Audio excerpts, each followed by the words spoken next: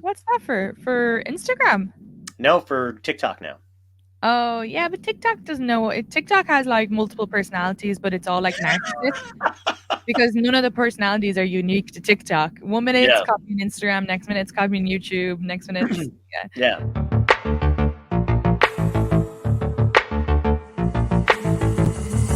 Dystopia tonight.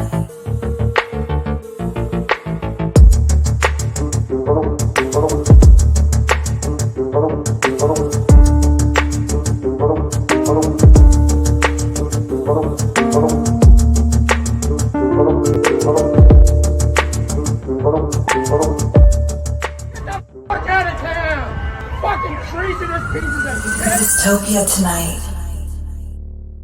One, congratulations, because I see you like everywhere now. And you're like you're like fingers crossed, still keeps going. Yeah, Um, I'm looking for wood. Touch wood. I do that all the time, and I think people are like, "Are you okay?" Yeah. I'm like, "No, but it's just good luck." So but no, like it's I just I think I found you on Instagram. I don't even know, I guess through the same comedian grapevine shit or whatever. But like, when you see people, I don't know how long you've been doing it. I'll finish a real sentence in a second.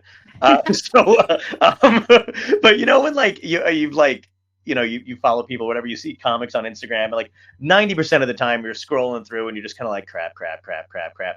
And then, but I would always get to yours, and you were always fucking so good and so funny, and you seemingly like came out of nowhere. So that's always kind of fun to see somebody who's really funny, like kind of just popping up everywhere and getting what they deserve. So just Thank you. congratulations. Thank How you. long you been doing it? So it's so funny because for ages I was saying like, well, last year when people are asking me, I was like, oh, 10 years. I've been doing it since I moved to Nice. the country. But I haven't because I didn't move to the country 10 years ago. I just had my years mixed up. So it's actually now it's 9.5. But for like a whole year, I was by accidentally lying. But it'll be 9.5 in the summer because I came in 2015, but I thought I came in 2014. But yeah, so in the summer, I'll have started.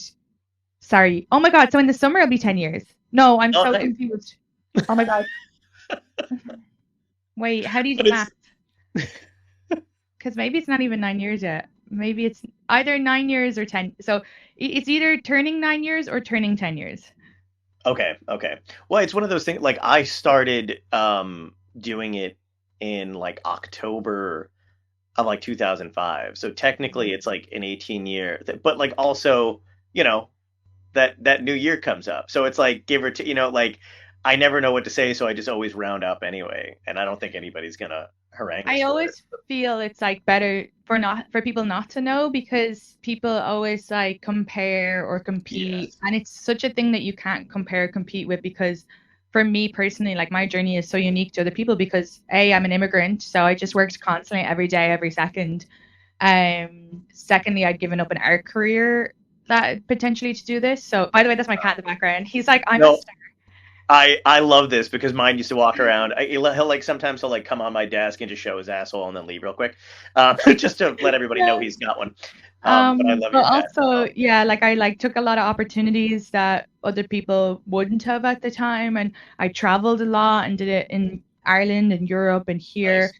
I got to open for people and stuff like that. So I feel like mine was just like very much, like I worked really hard, but I'm also very lucky. So other people would be like, well, but I've been doing it 10 years, and I'm like, yeah, but you did it like once a year for like Yeah, 3 years, or you said no to a lot of stuff because your ego, whatever. So it's just sure. like I feel like people, and then there's talent, and then there's the writing and the work ethic, but it's so different for everyone. So I hate the whole like when people focus on the time thing because I'm like it's Me too. literally different for every person.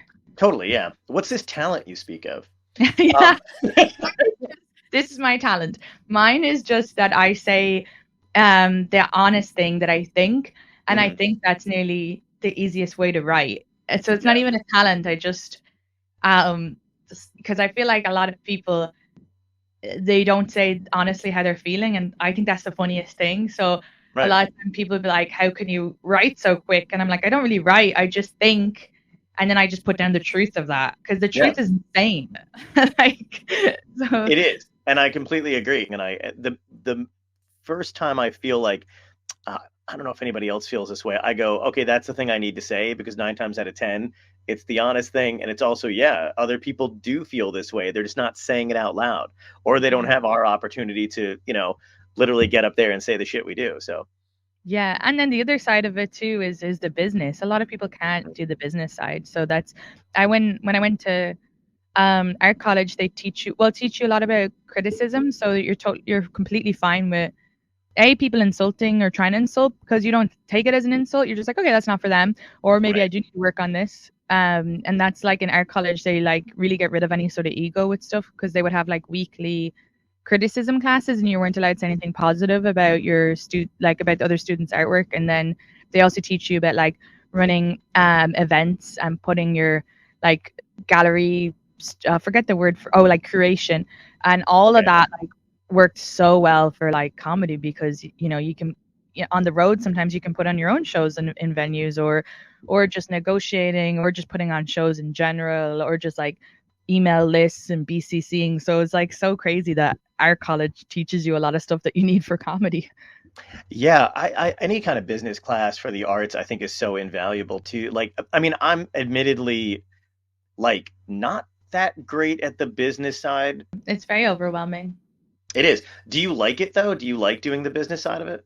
No, not really, but I know that it helps, and it helps bypass a lot of gatekeepers and stuff like that. Yeah. And then you can kind of when you're involved, you're like, so like when my booker books me on the road, she always CCs me, and it's nice because then I can just message her privately and be like, fuck that, $300 for a hotel, what, they put me in the Ritz, get that out of that. Do you know what I mean? Because like all these like things have all these like sneaky and then she can negotiate it with like an out. But yeah, so I feel like that's kind of nice. But no, because like I had a friend who's a comedian who was complaining about like their full-time job and doing comedy. But the thing that I think that they're not realizing are comics, and it is, of course, I don't know how you do that. That's exhausting.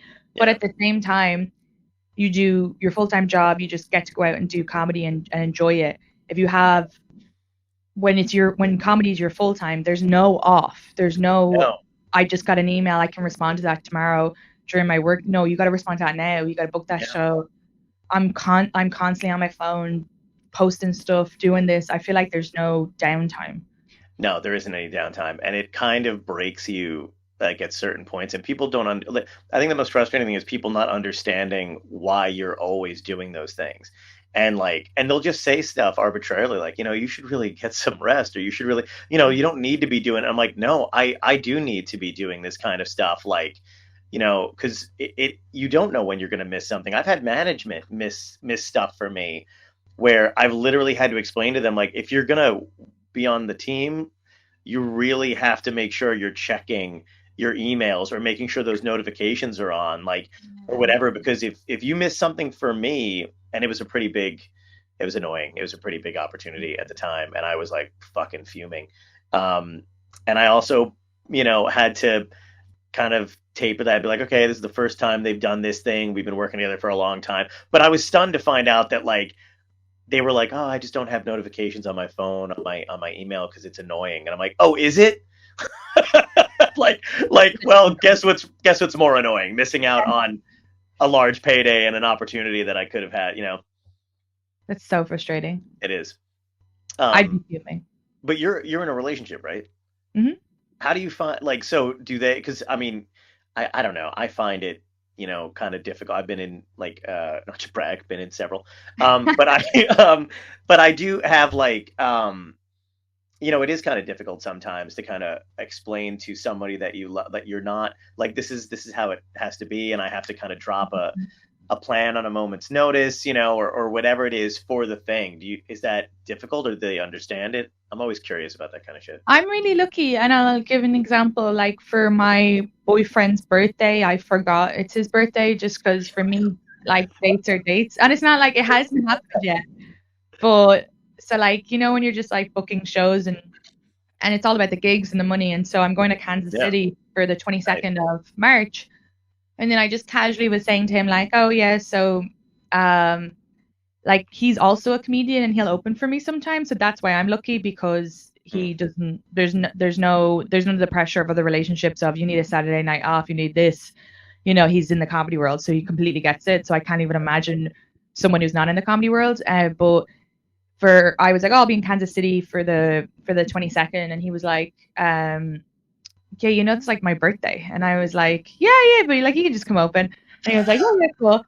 And then the next day he was like, I still can't believe you didn't like run it by me, and I was like, I don't know, it was like it was money, I wasn't even really thinking, and Yeah. you'll get a hotel night, and we can, and I'll obviously like pay him to open and stuff, but and he was like, yeah, that's fine, but I was still like, I don't think that would be fine if you weren't a comedian. I think like if that was a regular guy, you'd be like, wouldn't you have like asked me, like I have plans with my friends, or like it's one night, and I'd already signed the contract. So that was an issue. But with him, it's just like, yeah, because he's coming with me to Chicago and St. Louis, and then I'm finishing it off with Kansas City. So like for him it works out, but I think that would have been hell if it was an actual It is. relationship. I didn't know you were dating another comedian. Like, I've never done that. I've never, like, for whatever, and probably that's my problem. Because I've always tried to make it work with like civilians, like non-comics or whatever. And but I always wanted that separation for me, like because I just made it a thing when I started doing it. I was like, I just didn't want to date another comic. I love comedians, and I have like, you always have comedy crush. You know what I mean? I'm like, if somebody's funny, like that's an automatic thing where you're like, this person's fucking awesome. But I just never wanted to date because I was like, I know how crazy we are. So like, I was like, man, I can't imagine having it times 2 where you're both just consumed with the whole thing. I do need, but it's funny because I never get a break anyway. It's not like I give myself one. So what fucking difference would it make? I've been thinking about this a lot lately because my friends are all married and doing whatever and all that other shit. Not that I like particularly care, but I was like, maybe I should just fucking, stop placing that on me. I think there's like 2 things to it. Unfortunately, I think with comedy, it attracts a lot of people with severe mental health issues. And What? I know. So sometimes you're surrounded more proximity than you would be other people. So the only thing I would say is when you're dating within your workspace, normal workspace, that's drama anyway. But then if you're adding in like booze and people who are a little bit mental or like insecure, jealousy, like you're getting spots I'm not getting.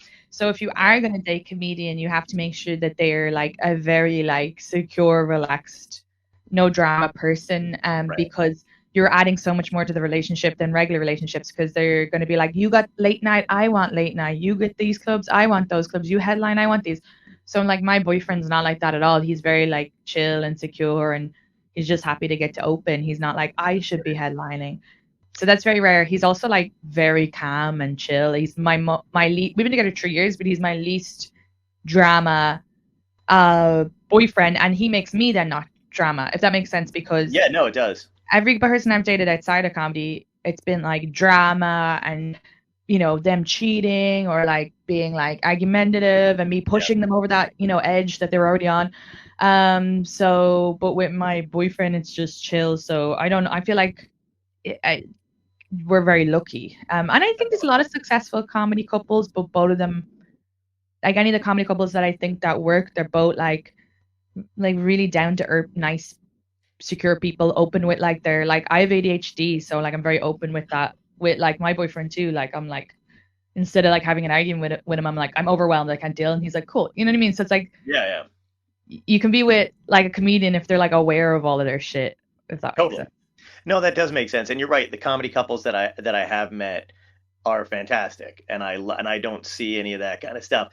I just in my brain, I'm like, that's so. I mean, it probably is a rarity, and I think that makes it more special when like. But I feel that way about most relationships and couples who like. I mean, I like a lot of people are married. Obviously, a lot of people are doing whatever.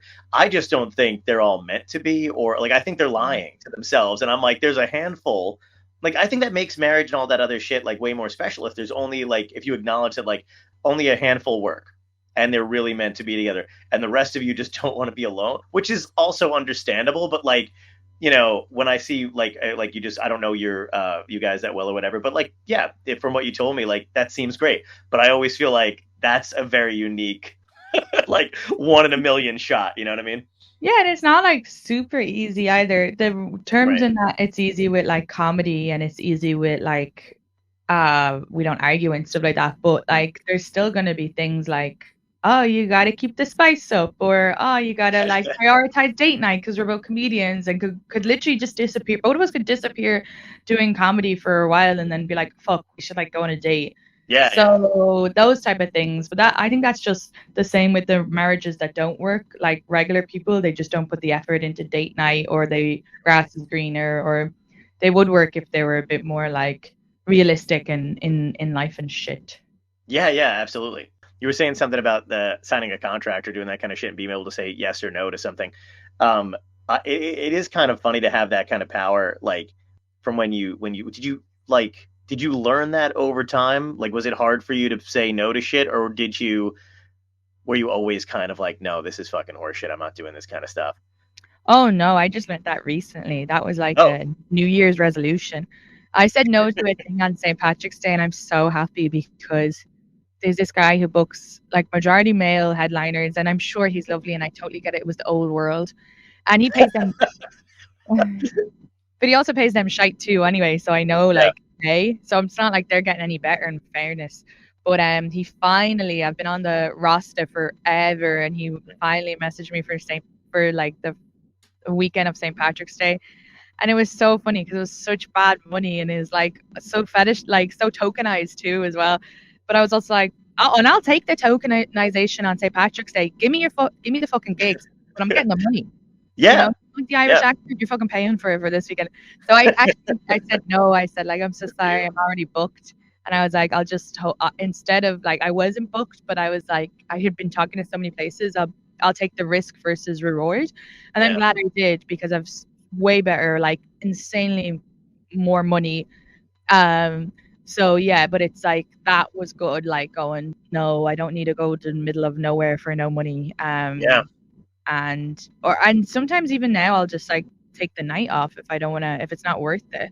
But also then as well, if it's like a Tuesday and it's like shit money, but I'm not gonna make that money in the city and I want to work and stuff, I'll still do it. Like I'm not like above it, but yeah, you just don't want to be taken advantage of. There's nothing worse than feeling taken advantage of. I hate No, that. absolutely. And I think a lot of people I came to a bit more of a realization after the pandemic.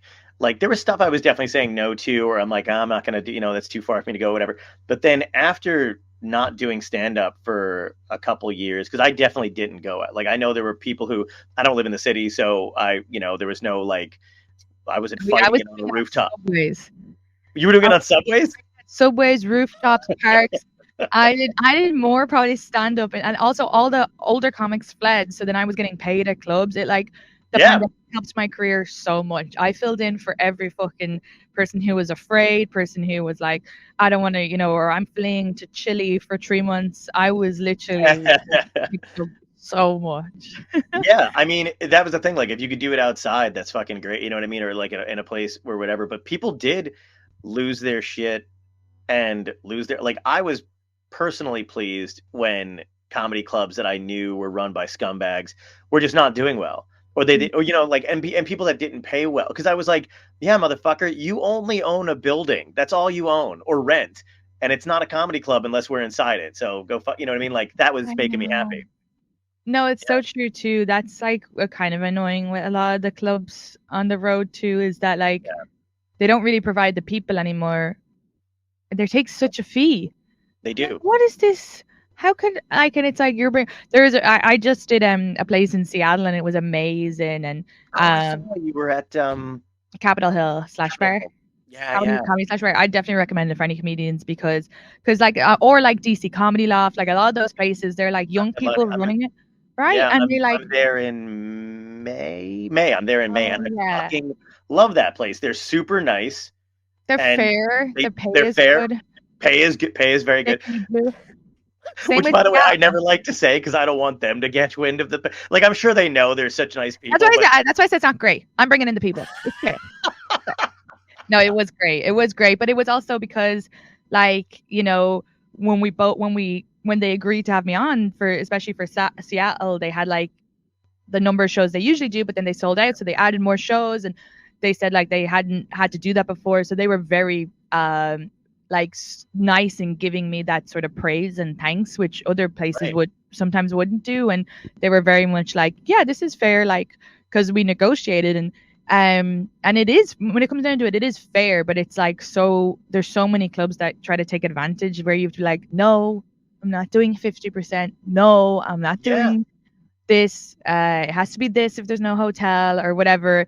But with them straight away, they were like, yeah, no, that sounds good. And because Yeah. they're like younger and also care about the comedy, and they want people to come, and they want to get people who have like, who will bring people into their venue. So, and I feel like DC's Loft is like that too. Like Yeah. just these, and people are going to want to work with them and they recommend them. So it's like, that's how it should be.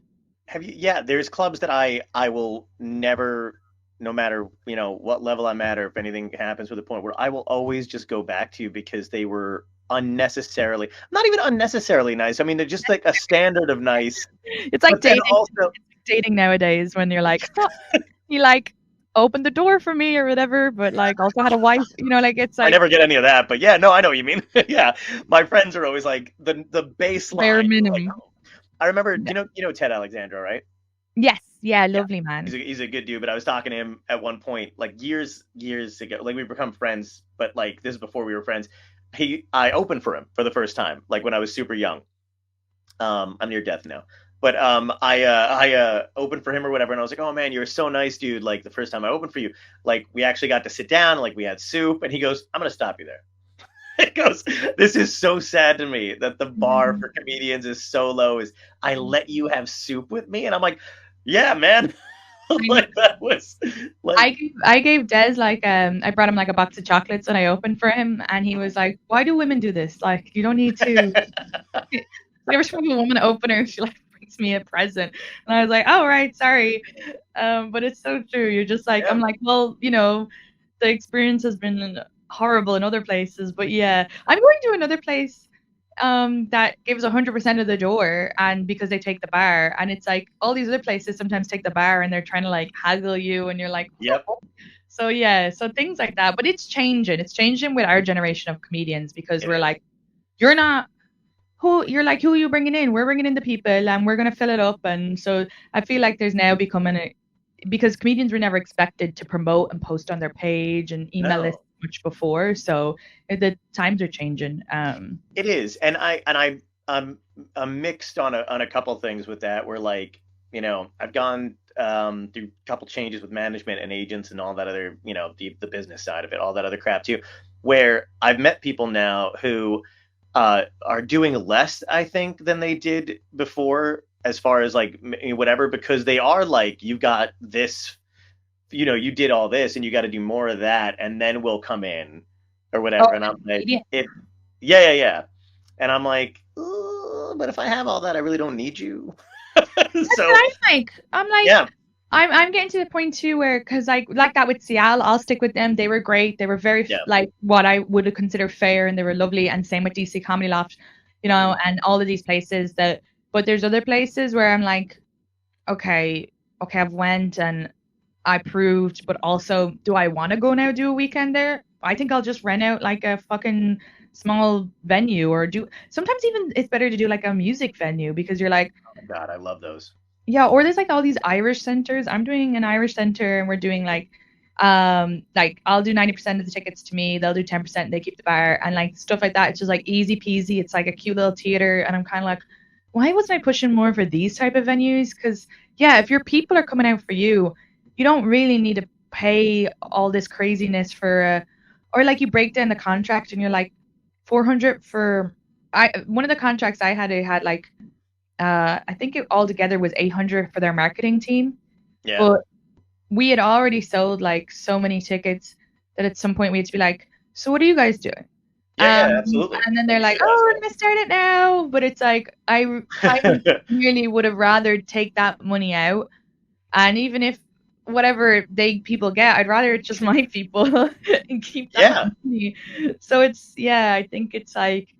I think we're getting to the point sometimes in certain places. It's always nice to do the clubs and stuff, but if it's gonna be completely taken advantage, like sometimes like even I've done shows that like people have been like, oh, just come headline my show or whatever, and it's been more money than like some big venues would ask you to come on a one-nighter. You Yeah. know, you're like, so this place where I don't need to bring anybody out, I don't need to post about it, I don't need to draw, I'm getting more money.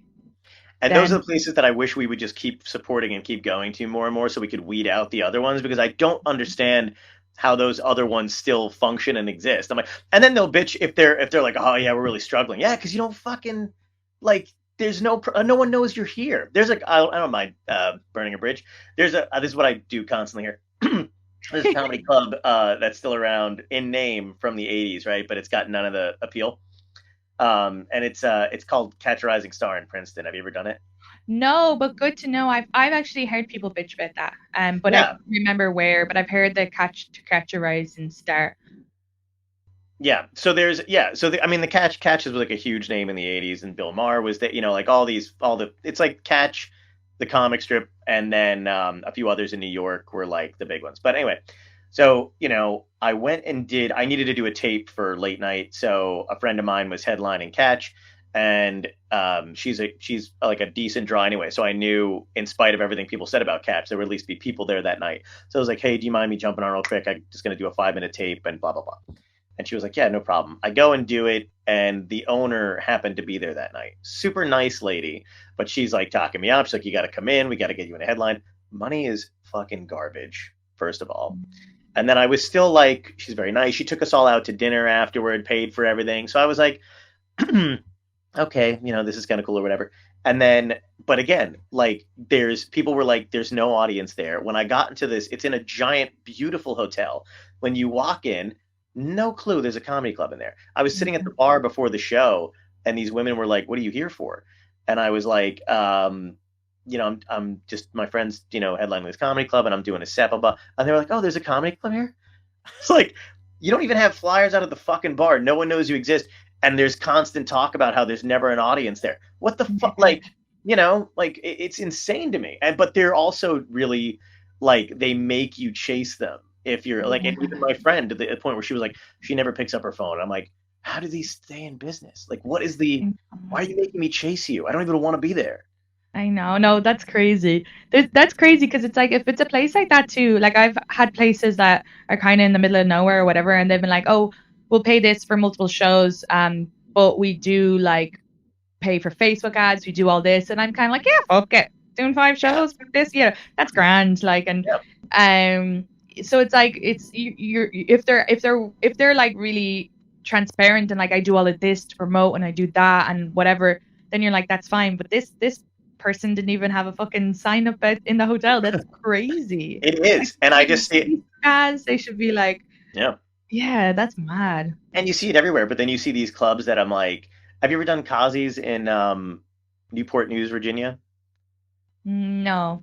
Okay, I will give you this. I love the woman that runs this place. Her name is Lorraine. It's like one of the longest running comedy clubs in the country, but they are they're the fucking best. She is, she's got that little southern accent thing going on too. She's very like calm. Like, in the first time I worked for her, I was also like, I didn't know if she liked me, but like her way of being like, she talks to you, takes care of you, and she's got like sometimes no expression, but she'll be like, that was very good, I really like, whatever. And I'm like, and I always think people hate me. Yeah. I'm always like, oh fuck, like, whatever. But and she was also one of the first clubs that moved me up. Like, I'd worked there when I was an MC, and then like the time I came back again, I was middling there, and then the time I came back again, they were the first place on the road to headline me. So just she loves comedians, and the room is a lot of fun.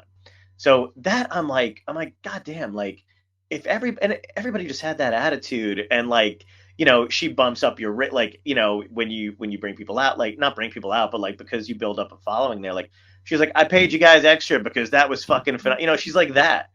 And and puts you up in a hotel, like, just, and it's crazy because I feel like this should be, again, this is one of those things. I know, we're like, hotel.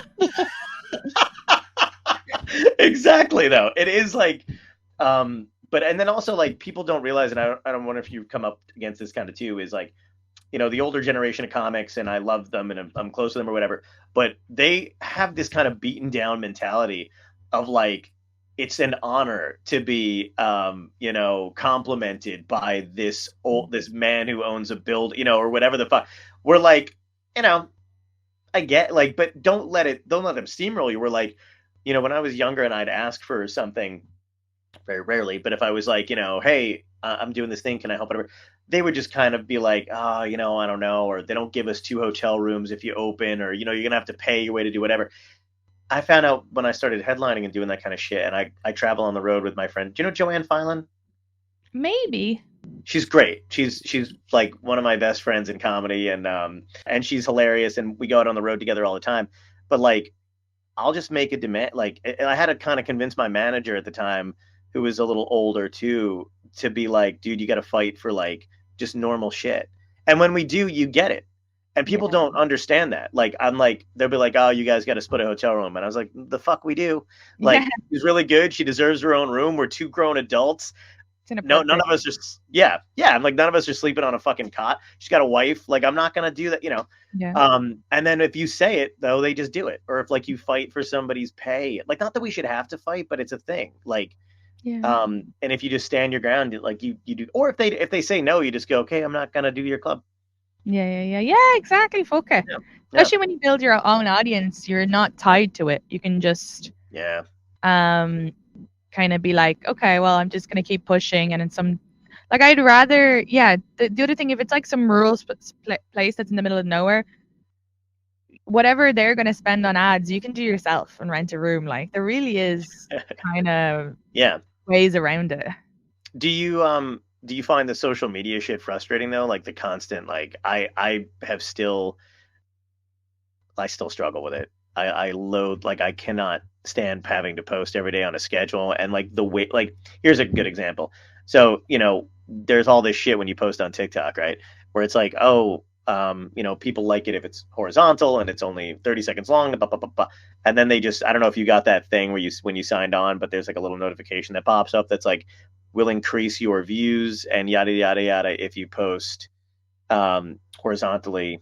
Sorry, I said horizontal before, but like horizontally now, with longer clips. So like all that's like all that shit we avoided doing, and like recropping and framing and like all of the shit the post just arbitrarily changed. What's that for Instagram? No, for TikTok now. Oh yeah, but TikTok doesn't know. TikTok has like multiple personalities, but it's all like narcissists. Because none of the personalities are unique to TikTok. 1 minute it's copying Instagram, next minute it's copying YouTube, next minute So Instagram took away I don't know if you still get paid on Instagram for stuff, but I know recently, like, I was getting paid for reels and shit, and then they arbitrarily decided like they changed their, like, it bothers me that like there's this hidden thing, like, not that the comedy clubs weren't bad either, you know what I mean, and that kind of shit, but now there's just this unknown entity that's taking away shit where I'm like, I'm doing all this work, but what if it just goes away the next day? Then we're all, I know. I think it's one of the things that when it comes to social media, you just can't think of it as consistent money. You have to think of it as good luck money. So I'm like, wow, I got 400 this month. Next month I got 200. It's just like, good luck. Like you find money in your pocket. Yeah. For me, I just think of social media, because I did get offered by Instagram to put ads on my page. I haven't agreed to it yet because I don't know what that is. But this happens to me a lot. I don't agree to it, or I don't click on it, and then 2 months later I'll do it, and they'll be like, oh fuck, I should have done that when I saw it. But I'm always a bit like, I don't know. But for social media, for me, it's more about getting the emails, getting the people to shows. So I don't really. The YouTube is like really good money. This will be my first month because I did that where I delayed it for so long when I shouldn't have. Well, I don't even understand how to get paid. I can see the dollars, but I don't see where to get the money. See, this thing, it's like so fucking confusing. All it is. And I'm so glad you said that too, because I literally just had a notification that like YouTube, like I had a big payout from YouTube, and then they were like, hey, you didn't fill this thing out wrong, so all your money is just sitting here. And it was like Google AdSense, but I ignored it because what's Google AdSense? Like, I have that up as a tab right now because I don't understand it, but it's in one of my tabs. Yeah, that's kind of shit that like drives me crazy. Is like, people don't realize the amount of shit we don't just write and perform stuff. It is like we are just graphic designers, editors, all this other shit. Do you have a problem? Like, I have a problem trusting people with like like even for the podcast, for the most part, I do all the editing and stuff, and it's exhausting. But like, I've paid other people to do it, and sometimes I'm just like, what are you doing? Like, It's hard not to feel controlling, because when you're a comedian, you're like by yourself, you do everything, you're pushing yourself, you're doing that. Yeah. So it's hard for me not to find it frustrating. If I were to pay someone else to do it, would it be up to power? Would I be also micromanaging? I wouldn't mean to, but I think, I don't know. It'd have to be, I would want to, I don't know. And then when I say micromanaging, I might be of the head of like, I'm just going to fucking do it myself because it's shit. So Yeah. that's what I mean. Like, I think it's hard to delegate when it's comedy or podcasts. I think with podcasts, it's like when it's so big that you're paying someone like proper money and they can do it proper. But when it's not big and it's kind of someone who, I think it's just like you're like kind of like, oh, I might as well just do it myself. Exactly. That's the position I'm in all the time too, because I'm like, and there's people who swear to God up and down that they're like, oh man, I love podcasts. I know how to cut them. I know what you're looking for. And sometimes they'll cut it, and I'm like, I could literally have done that. You know, Like, if I'm giving you money for it, I would hope it'd be better than someone who's never, like, you went to college for this shit, man. You should be like, coming up with different shit or whatever. But I think they just kind of look at what you do and then go, give me a lot of money. Yeah. And I will do that. And I'm like, but I suck. It's like, I don't know if you know Shane Todd. He's an Irish comedian, but his podcast is amazing. Or Aaron McCann's one too. And whoever's editing, I think it's the same guy who edits for both of them. I think it's Niall, but he's brilliant, and I'm sure that they just have the money to pay him, and he's doing all the local. They're all based in the north of Ireland, so but like something like that, you need someone who's gonna come in with the proper equipment, edit it, do all of that stuff, is like a professional. But you have to be, either the podcast has to be at that level, or trying to find a person like that is like, that's another. I don't have the time to be like interviewing people, like watching their work. I can't do that. Exactly. And people get annoyed sometimes if you do ask them for examples of shit too, which I think is so weird. Like they're like, and I'm like, I don't think it's that big of a deal. Like, I just want to know like what your ideas are, what you've done before. And they're like, insane if they're weird about that. Like, if you want to work a comedy club, you send a video. Exactly. Yeah. And I'm like, this is what I need from you. I need to see, or I'll be like, hey man, like just take an older episode or whatever and kind of show me what you would want to do. Like, show me what you want to do with it. And they're like, oh, that's a good idea. Thank you. Yeah, because I'm like, they're there. It's show me that you're better than me, because it's not hard. I don't know what I'm doing. But yeah, it's just, I know you said something before about performing at Irish clubs or whatever. I can't tell you like how, because I was like, oh, I can't do that. I'm Italian, and like anytime you want to perform at like an Italian venue, they literally want the lamest fucking material. You know what I mean? That like I haven't done Italian shows in so long, but you know what I'm talking about, like the plastic furniture on the couch shit and like the sauce versus the grit, whatever that is. I wish I were Irish, because you guys, like when I was a kid, I wished I was Irish. Like you guys just, even like I know the music is sad and shit, but like it's upbeat, it's fun. Like it's always like you guys are always having a good time. And I just like, I'm a little jealous of you being able to be like, yeah, there's some Irish venues that I just, Oh no, Ireland's great. The level of comedy is amazing. But in the culture of like Irishness, like Gaelic culture, storytelling was always a job. So it was like called a Shanakil, I believe, or Shantor, some fucking Irish word. I don't even know my own native language. But literally, like every Irish person you meet is going to be the funniest person you've ever talked to. They're just hilarious. So it can be quite intimidating, but actually, they're usually really nice audiences too, because they love to laugh. They're very involved. They're like, just go crack. So yeah, I feel like the standard of like specifically storytelling there is so strong. Yeah, I've always wanted to go. I've never been. I definitely want to go to. I'm like a quarter English, so I've got family in England and stuff. And I just like, if I go there, I just want to go everywhere. Like I want to just go. I don't even want to spend that much time in England. I just want to use it as a jumping off point. Well, now South Ireland's not part of the UK though. Yes, as I was saying that, I was like, that's not a thing. You gave me generational trauma there. Yeah, I'm sorry about that. Yeah, I don't quite understand You're talking about Ireland, but let me talk about the colonizers' country. Yeah, seriously, I know you. You're right. As I was saying that, I was like, that's too much. That's just. I mean, present day England is great. I definitely recommend visiting for sure. Yeah. But No, I know. yeah. I was with Ed. Do you know Ed Byrne? Not personally, but yeah, I know of him. Okay, he's a friend of mine. I was with him the other day, and we after like a few drinks, he was just railing against it. Like, it's hilarious, and I love spending time with him. But, yeah, no, makes sense to me. It's just like fun, like sometimes people will get mad at like me, or there's this girl Aoife Dunn. She's over here to do an Irish show now, but she posted something about like this English guy was like, you're being racist against English people, but she was like, if you colonize the country for 800 years and then there's all this generational trauma, we're allowed to fucking joke about it. Yeah, absolutely.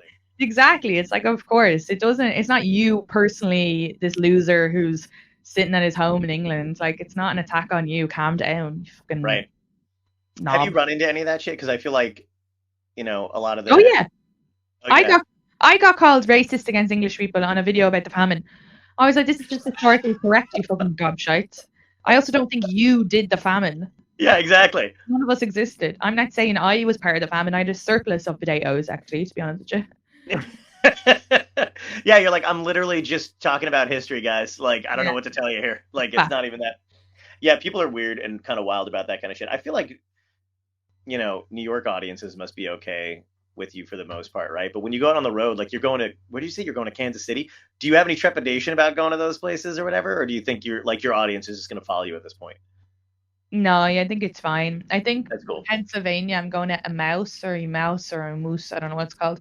Yeah. And the guys did share a video of one of my jokes from Don't Tell, which is, there's a line in it that it's like, nobody loves America more than an immigrant, but like so many people were writing on that on his page, being like, and I'm like, yeah, maybe not for a middle of nowhere Pennsylvania was probably not the best video to pick.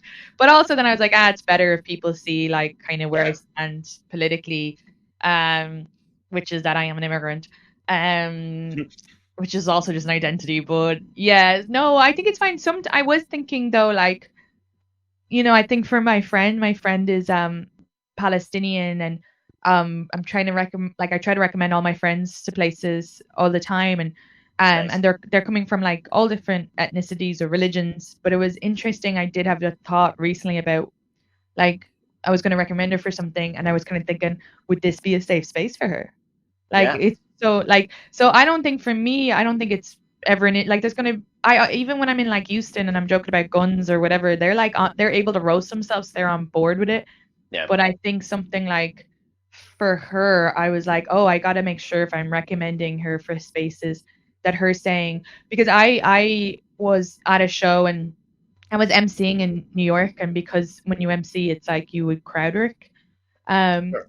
So I'd always open with, is there any other immigrants in the room? And people were like answering, we were having fun. And then a girl said Palestine, and I swear to God, the whole audience like breathed it in.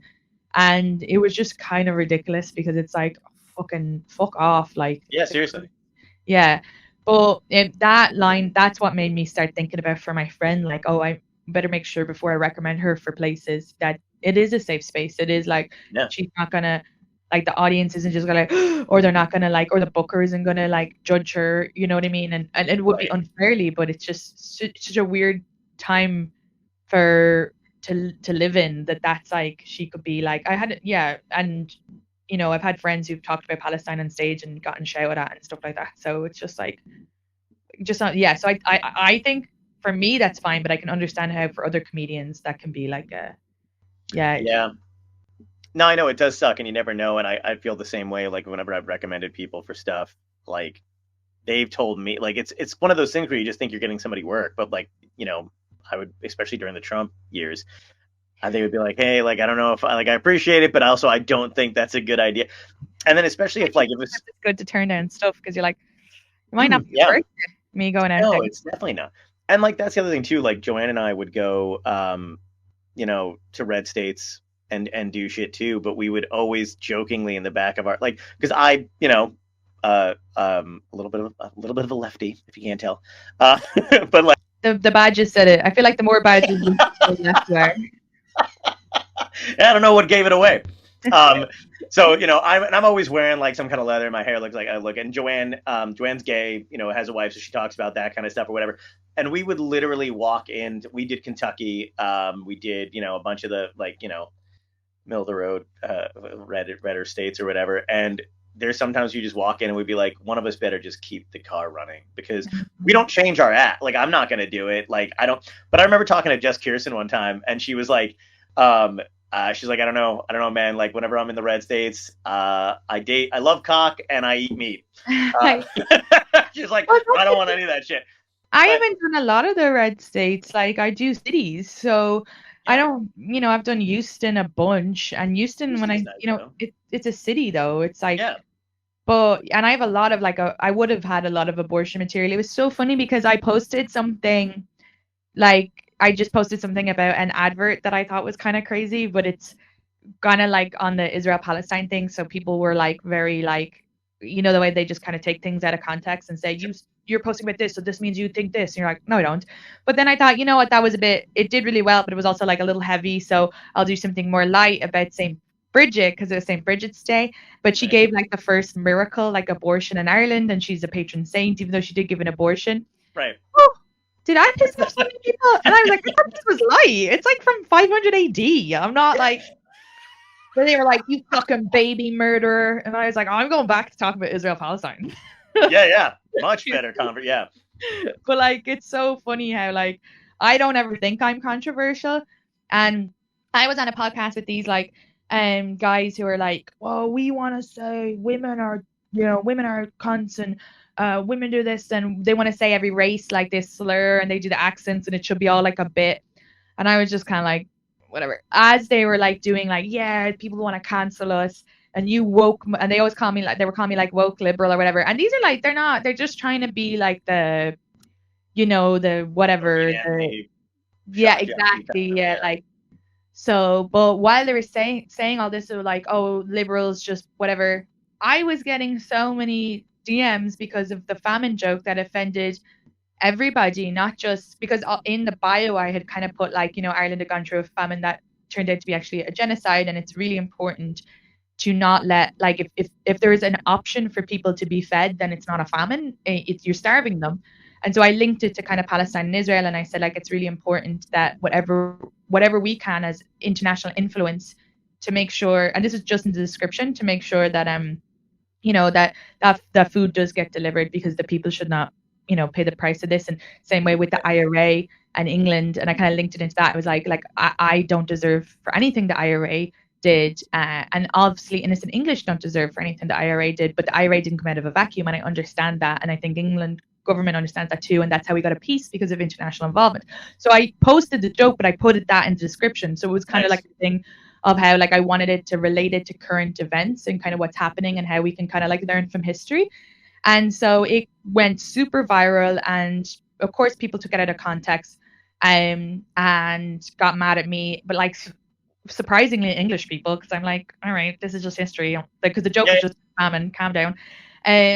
But also people who are like super pro like Israel don't even want to hear like the word ceasefire, because not everybody is pro Israel. Also, like some of them don't agree with everything that's going on or whatever. Sure. Yeah, no.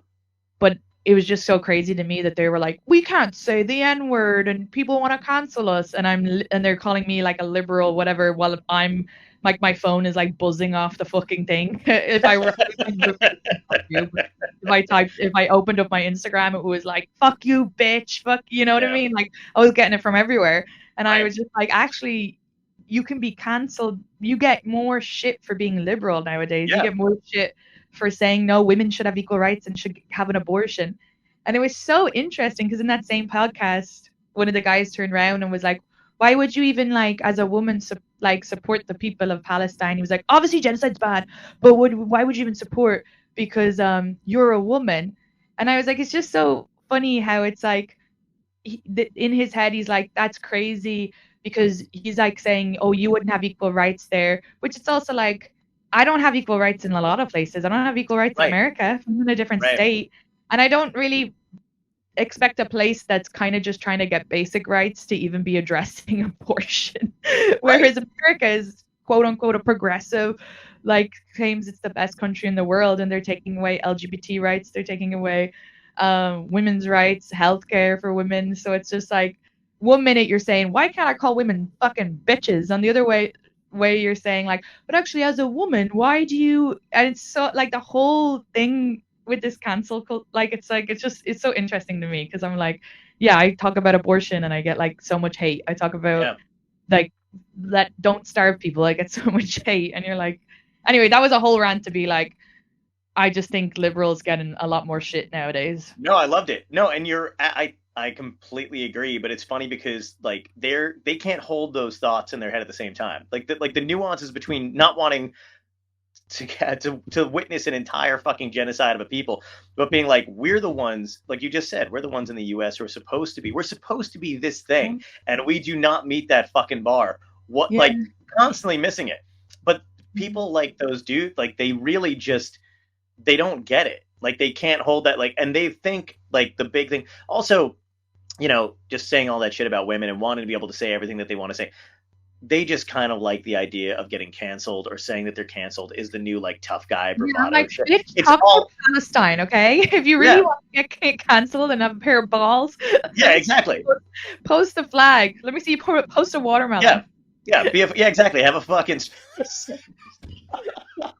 You know what I mean? Like, it's so funny. I'm like, what they're talking about, they're not going to get cancelled for before. Because we've heard it all before. It's been done. Your grandfather with dementia does it at the dinner table. It's not. Yeah, exactly.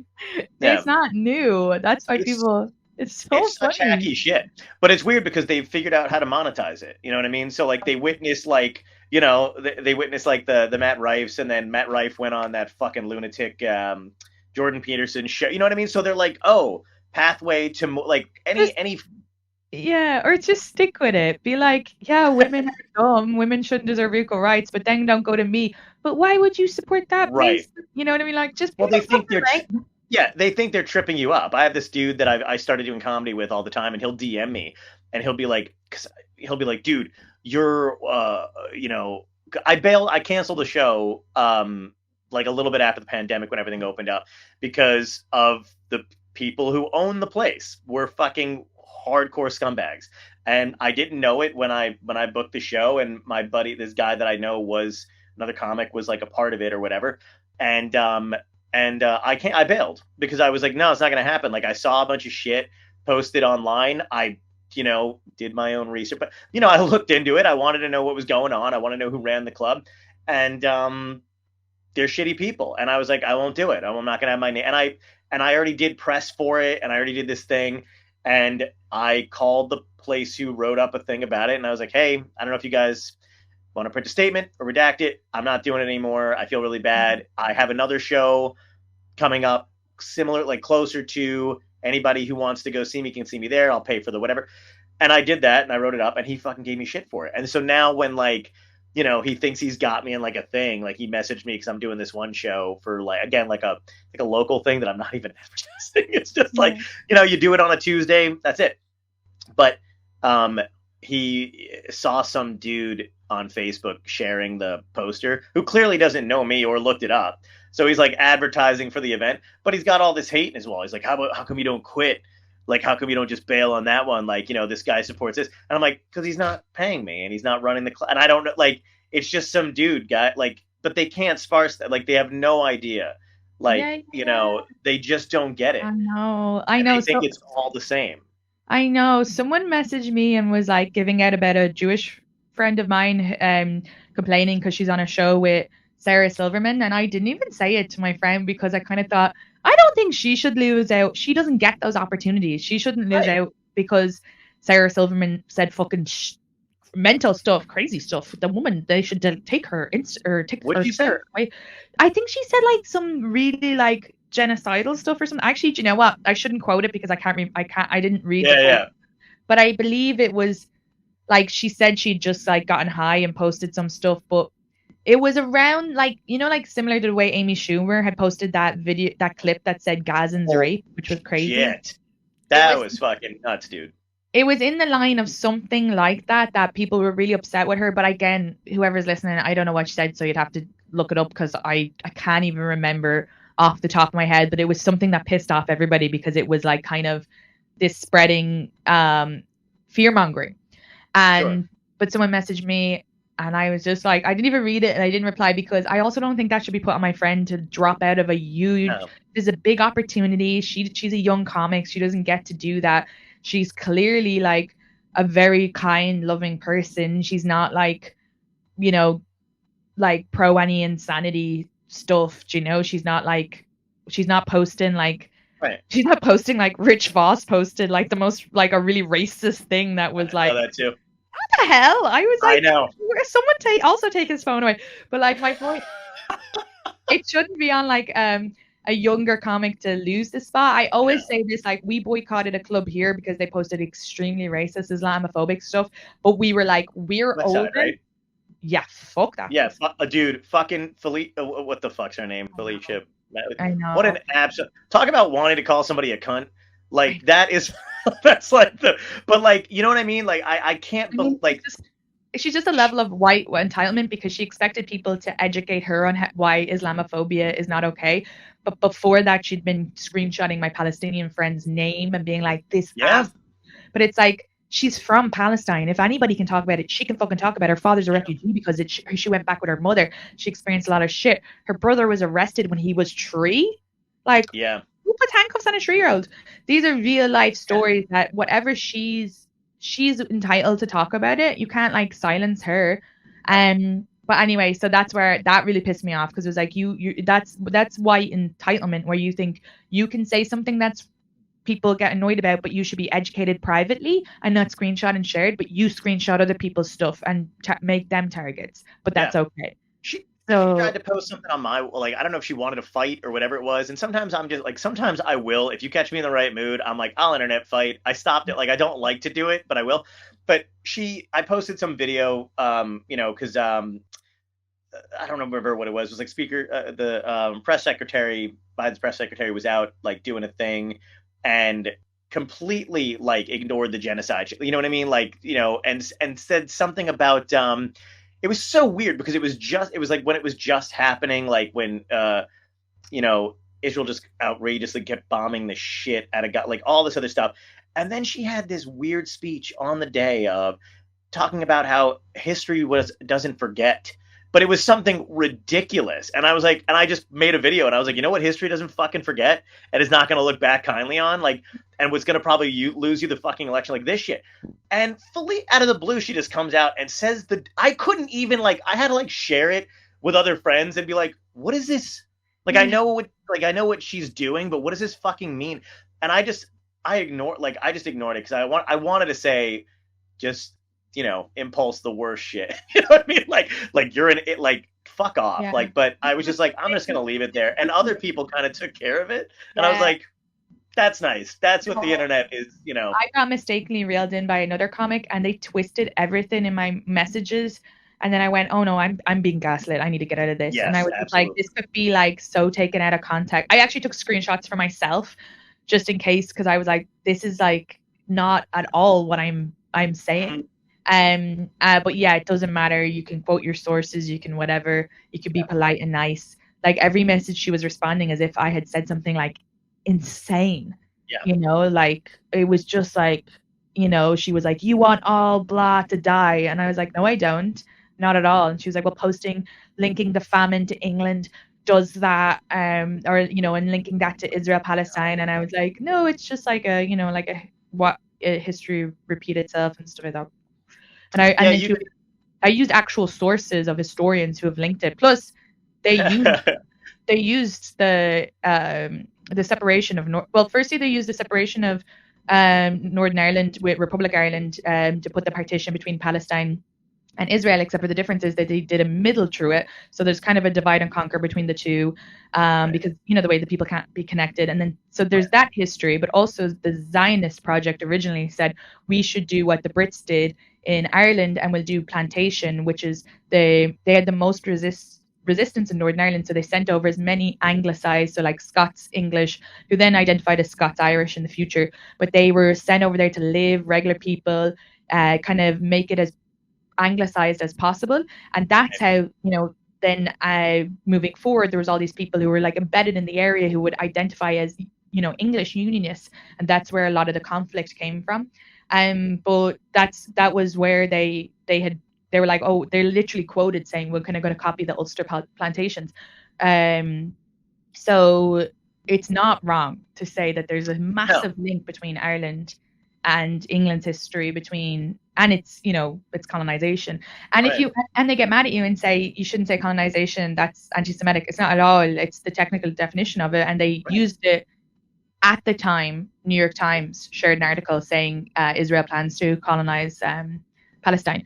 So it's, you know, it is you can't just decide now, oh, we're not using that word because that's what it is. It's, you know, and then they're like, that doesn't look bad. Could you maybe use a softer word? It's like, yeah, and they're like, well, thousands of years ago we were originally there, and it's like, I don't even like that. For me, is like, well, yeah, but there was people there who died or expelled or maybe like for hundreds of years. So even still, that wasn't the right way to do that, to kick them all out and kill them and stuff. So, and that's also documented.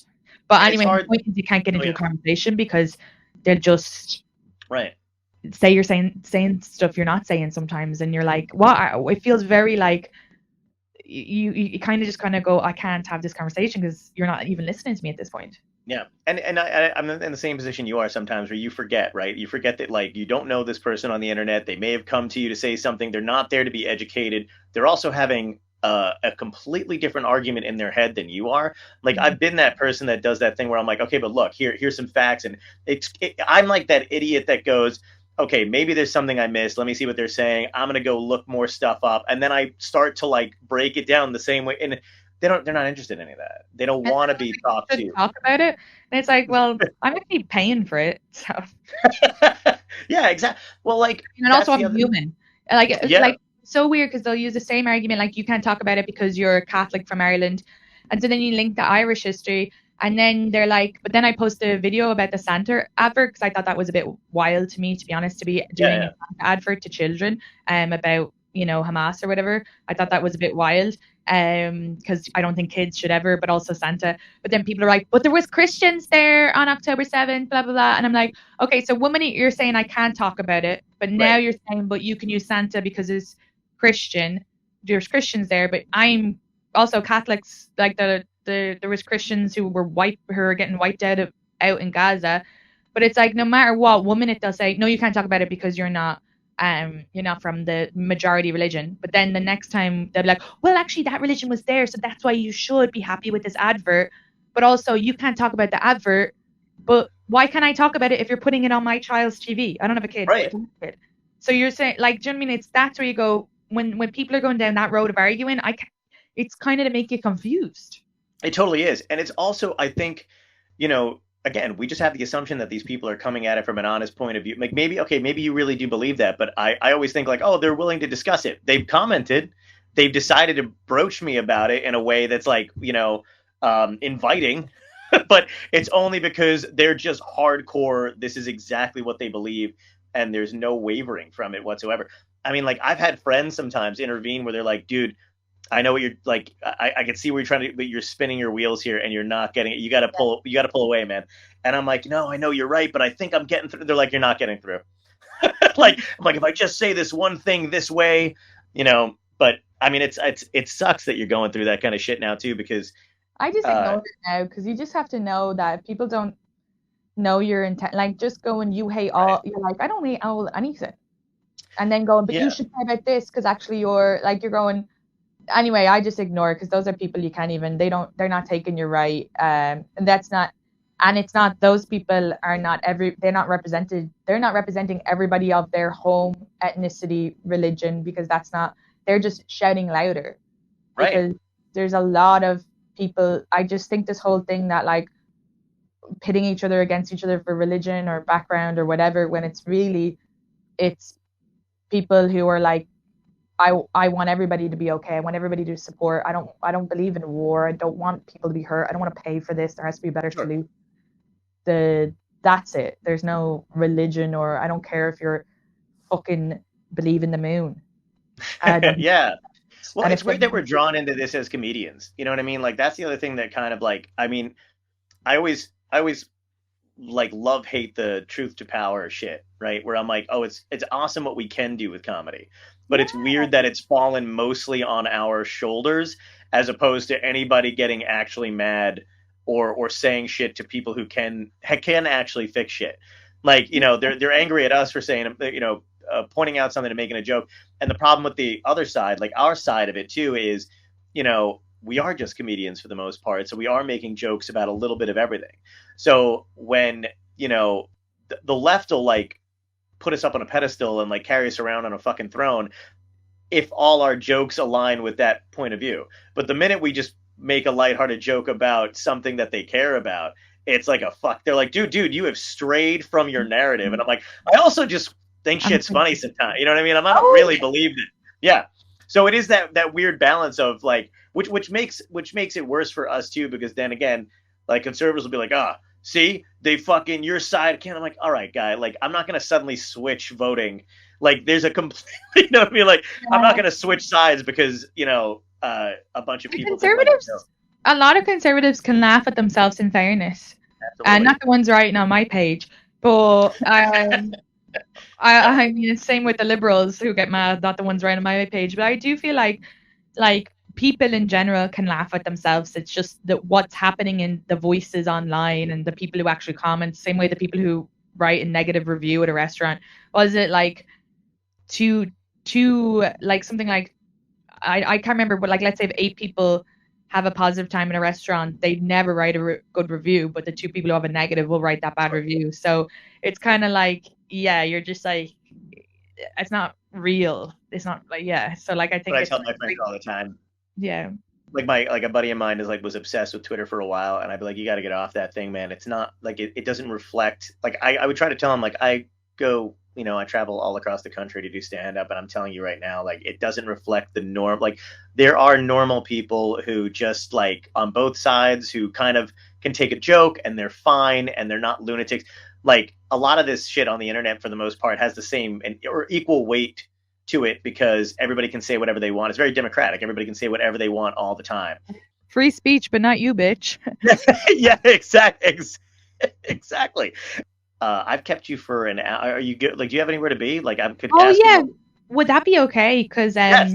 Sorry, I thought it would be done at 5, and I'm just looking at the time being like, shit. There's someone staying, and I have them like kicked out in a coffee shop. No. It is done at 5. I just I realized like you were. I'm so sorry. No, dude, it's not you at all. Like you're like everything you were saying was so interesting. I was like, holy fucking shit! Like I don't want to tell her it's an hour. Like, but no, this has been great, man. I'm sorry. Like you got to come back on and do it again, and if you want to, if you have a good time. Of course. Cool. Can I ask you the last 3 questions that I ask every guest? Sure. Great. First one's a bit of a softball question. So, if you go back in time and talk to your younger self, what piece of advice would you give yourself to help you today? I would say you really are going to cut out your mother at 18, and it's going to be great. Nice. Dave, I know we got to get into more of that when you come back on. Second question is, what had to end in your life, good or bad, that led you to where you are now? My relationship with my mother. Okay. All right. Oh man. So no, yeah, we have to go into a little bit more of that. Was it? I mean. Oh no, I don't have time. But I was gonna say there's no quick anecdote for that. No, You're like, but okay, it'll be a good cliffhanger. Last question ties into the show. So if this was a genuine dystopia, more so than it is now, but you wake up tomorrow and you find out it's everybody's last day on Earth, what do you think would be the cause? And it could be ridiculous, aliens, not whatever it is, or like literal political collapse. What'd you say? Nuclear war. Nuclear war. Okay, great. And how are you going to go out? What's going to be your epic death? I'd probably just stay in with my cats and my boyfriend and watch movies. Probably not very epic. Probably have those. All right. That's fine. Hold up with cats and a boyfriend. That's great. Yeah. Drink my all the rest of my tea. Perfect. All right. Last meal? Well, I presume I won't be able to order my burrito that I order every week because they'd be at home with their family. So I guess just whatever's in the fridge. Have to be realistic. All right, that's a good call. Thanks for doing this. I really appreciate it. I hope we get to meet in person one day. And yeah, whenever you want to come back on, let me know. Great. Thank you so much. Bye. Yeah, take care. Nice meeting you.